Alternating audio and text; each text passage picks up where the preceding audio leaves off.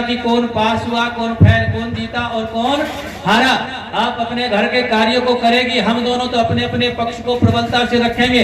तो भारती ने कहा कि मेरे पास एक प्रमाण है, एक अनुभूति है, जिसको देख करके मैं बता दूंगी कि आप में से कौन जीता और कौन हारा। बंधुओं, बहुत लंबा प्रकरण है, घंटों का प्रवचन है, लेकिन संक्षेप में बता रहा हूँ। जिस समय अपने कार्य को संपन्न करने के बाद आचार्य भारती आकर के उनको दोनों को देखती है, तो आकर के कहती है कि आचार्य आपको शुभकामनाएं, बधाई हो, आप इस शास्त्रार्थ में जीत गए और मेरे पति आचार्य मंडन मिश्र इस शास्त्रार्थ में पराजित हुए हैं। अचंबा होता है आदि गुरु शंकराचार्य को, और वो कहते हैं कि देवी आपने तो यहाँ थी नहीं, दृश्य आपने देखा नहीं, प्रश्नोत्तर आपने सुने नहीं, निर्णय कैसे दिया कि मैं जीता रे हारे। उन्होंने कहा कि आचार्य आपने ध्यान नहीं दिया। जब आप दोनों प्रातः काल बैठे थे तो मैंने आपका अक्षर तिलक के साथ स्वागत करते पुष्पों की माला पहना करके दोनों को बैठाया था, और वो माला दोनों की एक काल के फूलों से बना करके मैंने पहनाई थी। समय का प्रवाह चला, विवाद बढ़ा। जिस समय व्यक्ति हारता है तो उसका ताप बढ़ता है, उसको आवेश, आवेग, क्रोध, सारी क्रियाएं उसकी बढ़ जाती है, और उसके बढ़ने से उसके शरीर का तापमान भी बढ़ जाता है। और जब शरीर का तापमान बढ़ता है तो शरीर के तापमान के संपर्क में आने वाले पदार्थों का तापमान भी बढ़ता है।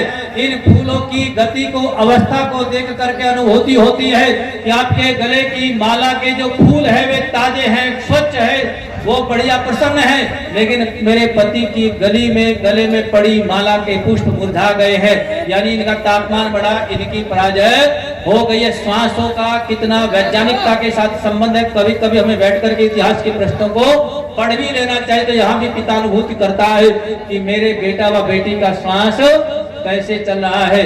नाड़ी वैद्य भी नाड़ियों को इसी श्वास के कारण ही अनुभूत करते हैं कि इसकी प्रकृति कौन सी प्रबल है। इसकी वात प्रकृति बड़ी है, पित्त वाली बड़ी है, व कफ वाली प्रकृति बड़ी है।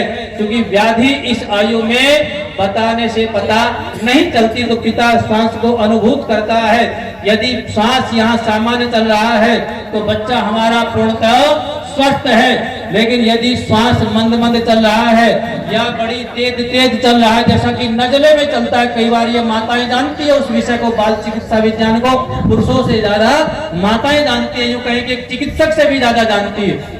तो यहाँ जो ऋषि का भाव है वो कहते कि पिता को भी अनुभूति चले, पिता को भी पता चले, पिता भी चिकित्सक बन चले। क्योंकि ऋषि कहते हैं कि लाल्यति पाल्यति पोषति तुष्यति संरक्षति सा पिता। पिता वो नहीं होता जो वेतन कमा करके बच्चे की समय पे फीस जमा कर दे। पिता वो होता है जो लालन करे, पालन करे, पोषण करे, प्रसन्न रखे, सब प्रकार से उसकी सुरक्षा संवर्धन करे। आज पिताओं ने, बुरा मत मानिएगा, अपने इन कर्तव्यों को भी बोल दो जी छोड़ दिया है। मैं तो शिक्षा विभाग से जुड़ा हूँ, अब तो नौकरी छोड़ चुके। पहले जब करते थे तो कई बार हम स्टाफ में चर्चा करते थे कि आप औरों के बच्चे पाल रहे हो और आपके बच्चे आया पाल नहीं है। ये कौन सी निर्माण की प्रक्रिया है जहाँ कहा जाता है माता निर्माता भवती, माँ तो बोलो जी निर्माण करने वाली होती है। इन आया के, इन सेविकाओं की गोद में पले बच्चे कौन सा भविष्य इस देश का निर्धारित करेंगे, ये सभी माता पिता को विचार करना चाहिए। जब तक माता पिता ने, दादा दादी ने बच्चों का लालन पोषण किया, हमारे यहाँ वृद्धाश्रम नहीं खुलते थे, लेकिन जो ही बच्चे आया की गोद में पलने लगे, हम भी आया की गोद में चलने की तैयारी अब करने लगे हैं। ये छोटी सी प्रक्रिया कितना बड़ा महत्व देती है इन संस्कारों को कि हम अपने परिवार में, घर में लेकर के जाएं, ऐसे ही कराएं ताकि हमारा भी संस्कार बढ़िया से हो सके।